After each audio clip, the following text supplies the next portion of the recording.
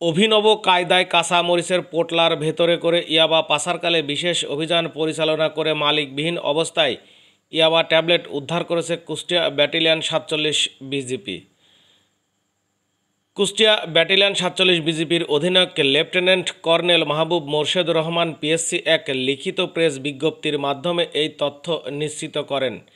লিখিত প্রেস বিজ্ঞপ্তিতে উল্লেখ করেন, সুনির্দিষ্ট তথ্যের ভিত্তিতে আজ ৬ মে আনুমানিক সন্ধ্যা ৬টা ২০ সময় জেসিও নায়েব সুবেদার ফারুক হোসেনের নেতৃত্বে ব্যাটালিয়ন সদরের একটি বিশেষ টহল দল জেলার মিরপুর উপজেলার গোবিন্দপুর মোড়ে মহিষকুণ্ডী হতে কুষ্টিয়াগামী সোহান পরিবহন বাসে মাদক ও চোরাচালান বিরোধী অভিযান পরিচালনা করে মালিকবিহীন অবস্থায় ৩,০২৯ পিস ভারতীয় ইয়াবা ট্যাবলেট উদ্ধার করতে সক্ষম হয়, যার আনুমানিক বাজার মূল্য ৯,০৮,৭০০ টাকা।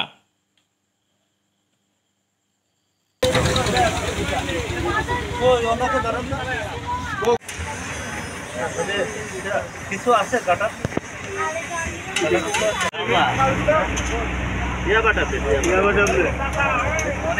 তাই তো অনেকগুলো এখানে অনেক হবে, অন্তত কমসে কম ৪-৫ হাজারের উপরে হবে। আর ছোট ছোট বইতে এই যে কাঁচামরিচ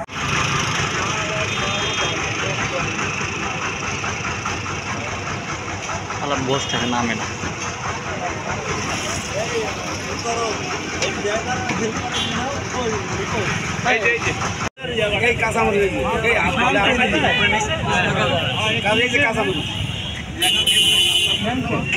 এটাতে অনেক অনেক টাকা অনেক ৫-৬ হাজার।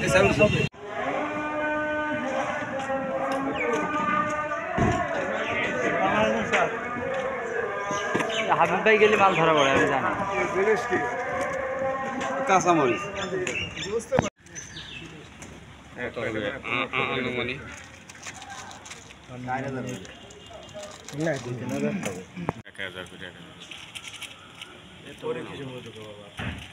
আলাদা